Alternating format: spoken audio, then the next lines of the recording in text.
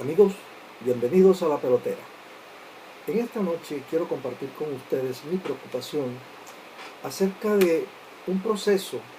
que he venido constatando en los últimos meses desde junio del año pasado, en donde muchos compatriotas conocidos nuestros saltan de gozo y hasta proclaman en un paroxismo cercano a un orgasmo múltiple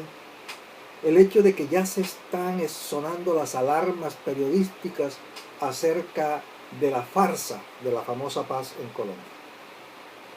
Y sobre esto hay dos periodistas franceses, uno es Jacques Tomet, que tiene un blog, y Jacques Kivillier, que publica también de su parte y por su cuenta, pero que Tomet le replica lo que el otro publica. Se han dedicado a circular unos documentos sobre el tema del proceso de paz en Colombia. Unos documentos en donde el centro de la discusión o de la interpretación tiene que ver con que el presidente de Santos es un traidor, que ha mandado al carajo los huevos del presidente Uribe, que se ha tirado la seguridad democrática, que le está entregando el país a la FARC, que lo único que le preocupa es ganarse un premio Nobel, etcétera, etcétera. A esto yo solamente tengo que decir lo siguiente. Primero que todo, que lo que se está jugando en Colombia no es un plebiscito para medir la favorabilidad o la popularidad del gobierno Santos, ni tampoco para agradecerle al gobierno Santos el hecho de que haya sido capaz de arreglar un problema. Como en algunos casos me han dicho algunos amigos que si arregla el problema de Electricaribe, salen a votar por el sí, pero si no lo arreglan, ni siquiera van a votar. Es decir, este no es un tema de clientelas o para clientelismo. Este es un tema en donde lo que realmente se está definiendo es si la institucionalidad colombiana está en capacidad de resolver los problemas sociales, económicos y políticos con instrumentos propios de la política que han sido incorporados hace más de 5 años al ordenamiento interno colombiano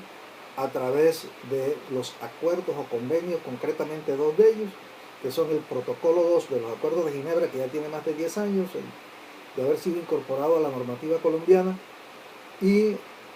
más acá, en el gobierno del señor Pastrana, el Estatuto de Roma, como un instrumento residual para ejercer una justicia global. Si esto no funciona para el tratamiento del problema de la FARC, a Colombia nos queda solamente un camino. O no un camino, no, dos cosas que hay que hacer en sana lógica. La primera es implementar soluciones militares y de lo que llamamos en español de sometimiento a la justicia penal. No hay más nada que hacer. Y lo segundo, porque es política inviable, porque es políticamente inaplicable, porque es políticamente inaceptable,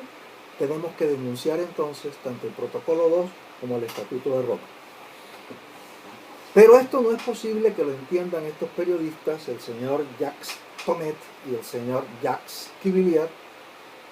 que lo único que reclaman como legitimidad para hablar del tema es el hecho de haber estado 5 años en Colombia formando parte o dirigiendo una red de periodistas internacionales. Hay que recordarle a estos periodistas franceses su propia historia que en lo reciente se expresa en una serie de actos de violencia generados por dos cosas que la gente no quiere saber o que los franceses no quieren aceptar. La primera de ellas es el fracaso absoluto de una política de integración de poblaciones africanas, asiáticas y latinoamericanas o antillanas que formaron antes parte de sus protectorados y de sus colonias. Y lo segundo es que a pesar de haberles provisto a estas naciones de unas libertades o de unas independencias que se habían negado durante muchísimos años, los franceses todavía consideran que tienen la misión de ir por el mundo arreglando entuertos y resolviendo problemas a punta de fuego, de bombardeos, como recientemente ha pasado con las guerras en Asia, que han motivado la reacción del Estado Islámico por una mala apreciación de los hechos y por una valoración equivocada de la estrategia de mediano y largo plazo respecto de lo que ellos llaman la seguridad francesa. Cameron por lo menos aceptó que se había equivocado y asumió el costo político de semejante error que ha colocado a la misma Gran Bretaña y al Reino Unido en el escenario de un conflicto generado por un pasado colonialista y por una política mal llevada de integración de las antiguas colonias y de los antiguos ciudadanos provenientes de los protectorados, incluyendo a Vietnam. Esa historia en donde se reclama una superioridad cultural, generadora de civilización, cuyo epítome, según ellos, es la Revolución Francesa, y que uno simplemente dice, no es de admirar una revolución que fue capaz de generar un personaje como el emperador Napoleón, ni tampoco es para enorgullecerse de una revolución que parió figuras como Robespierre, la guillotina y otras lindezas, ni tampoco de una cultura política que ha sido capaz de masacrar en un solo día en una ciudad argelina 20.000 ciudadanos inermes. Por Dios, todos hemos pecado, todos tenemos cosas de que enorgullecernos, pero también muchísimas cosas de las cuales avergonzarnos. Pero cada país tiene su historia y la va construyendo en el tiempo y de acuerdo a cada circunstancia en particular. Duele pues, mis queridos amigos, que estemos buscando legitimar nuestros miedos, nuestras pasiones, nuestros odios en la autoridad, entre comillas, de personajes como este par de periodistas, que lo único que tienen para reclamar capacidad de opinión es el hecho de haber estado aquí 5 años. Yo tengo 50 de estar peleando porque en este país se acabe la violencia y no me atrevo ni siquiera a controvertir con los franceses una apreciación dentro de su territorio acerca de sus problemas, simple y llanamente por respeto a que cada pueblo tiene el derecho a hacer su propio camino. Pero en vista de que se toma la libertad de opinar acerca del proceso colombiano y de gritar a voz en cuello, ahí viene el lobo, a mí no me queda otra alternativa sino tener que decirle a mis amigos que me hacen llegar estos documentos provenientes de este par de periodistas, que recuerden que también muchos ciudadanos franceses y muchos presidentes y autoridades francesas fueron conniventes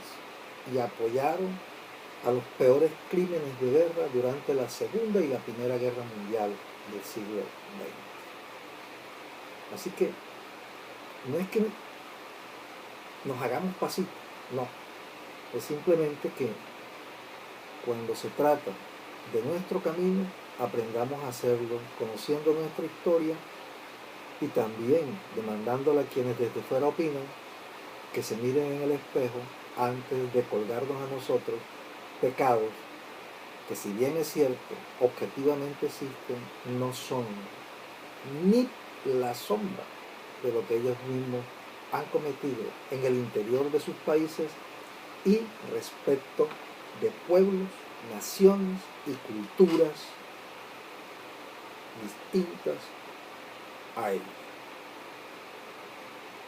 Como decía mi amigo José Bolaño de la Hoz, de feliz memoria, no es más, tampoco es menos, seguiremos trabajando. Muy buenas noches.